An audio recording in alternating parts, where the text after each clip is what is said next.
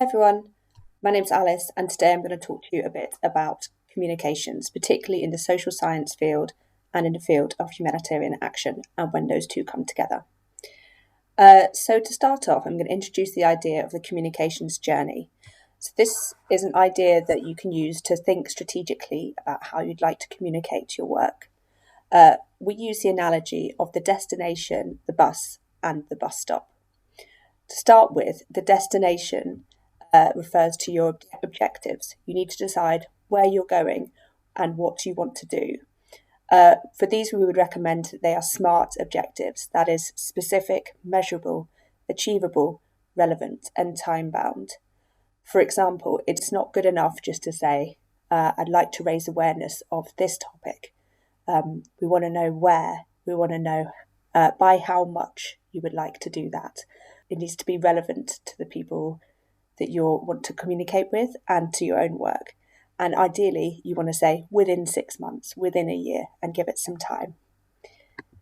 The next thing you think about is who you want on the bus with you to get to your destination. This is a really important part of communications, and we often talk about really trying to define our audiences. So thinking clearly about who you need on your side in order to achieve your objective is really important here. So, for example, will you need on your side the local government officials, or perhaps somebody working in a local NGO, or do you need on your side a researcher, some media professionals such as journalists, or do you need local leaders on your side too? So this is a really important part of the work. You can map out who it is that you need on your bus in order to get to your destination. Quite often we have used the persona approach to flesh out those ideas a bit further. Using the persona approach can be really helpful because it forces you to put yourself in the shoes of the people that you're trying to reach. For example, if we want to target with our communications the Minister for Health in a particular country, the persona approach can help us think through what their daily challenges are, what they do in terms of tasks every day, what motivates them to get their work done, and most importantly, thinking about how they tend to get their information. That last one is really important because that consideration of how they get their information should dictate the choices that you make when you're choosing what kind of formats to use in the way you present your work, or indeed what events to go to and who to talk to once you're at those events. So the third part of the communications journey is the bus stop. What do we mean by that? By that, we mean thinking really carefully about the key opportunities to get people on board. So those could be also described as hooks for your work. So these could be large scale international days, for example, World Food Day, World Health Day, anniversaries of particular epidemics or pandemics. There's often a lot of conversation generated around those anniversaries, but it could also be something much more local and smaller in scale, but very specific to what you want to achieve. For example, do you know when the budget is decided in your local government? Thinking about when those budgetary cycles are happening, those are really good key opportunities for some people to achieve their objectives.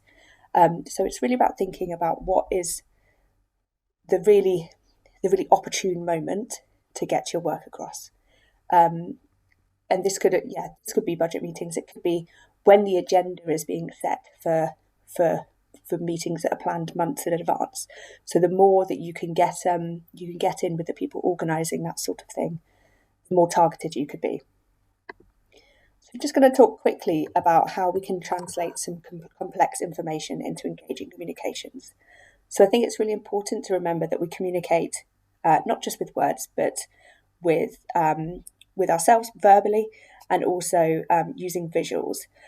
People often forget presentations as communications products, but they really are a very important opportunity for you to passionately describe your work and to come across well.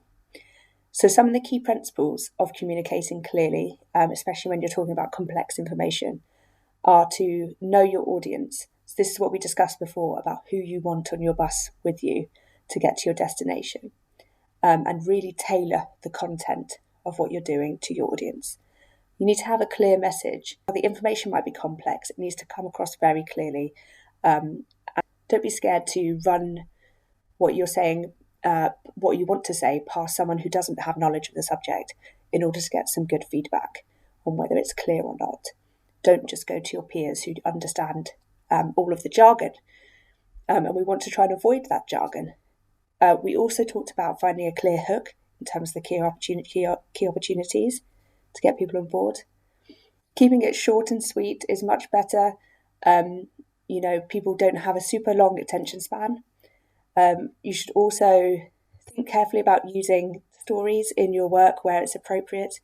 That could be a really, really powerful way to get information across. And it doesn't have to be in a way that compromises the anonymity of the people you work with. It could be an amalgamation of individuals, anonymized, a very powerful way to get the information there.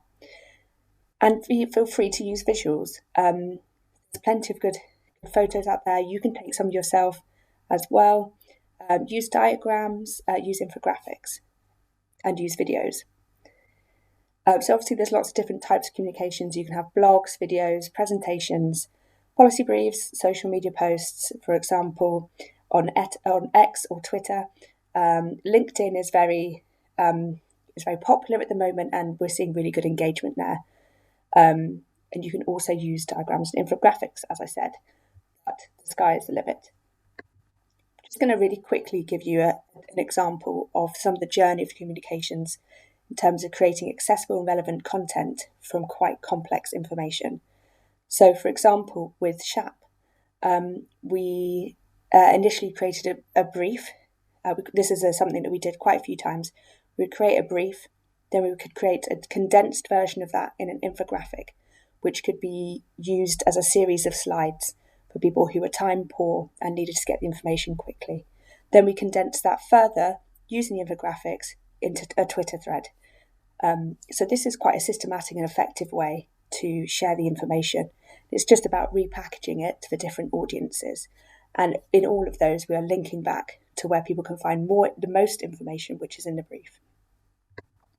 Another really important part of the journey of communications is being ready to respond in the moment. This can be uncomfortable if you feel your research isn't ready yet, but it's really important, especially with the type of work that social scientists working together with humanitarian practitioners are doing. Quite often, there are emergency situations. You are asked to comment on certain things, but in those moments, if your research isn't ready, you might have emerging findings that you can speak to, but you also will have your grounding and your principles that you can call back and bring into the conversation. So it's really important to be positioned well and to respond quickly to journalists who are working on a tight deadline, and definitely don't dismiss the request just because you're not prepared to talk about research that's unfinished, because you do have something to say. You have your grounding, you have your principles, and you don't have to have a fully published paper in order to comment. You're being approached because you're an expert, and so you can answer that call.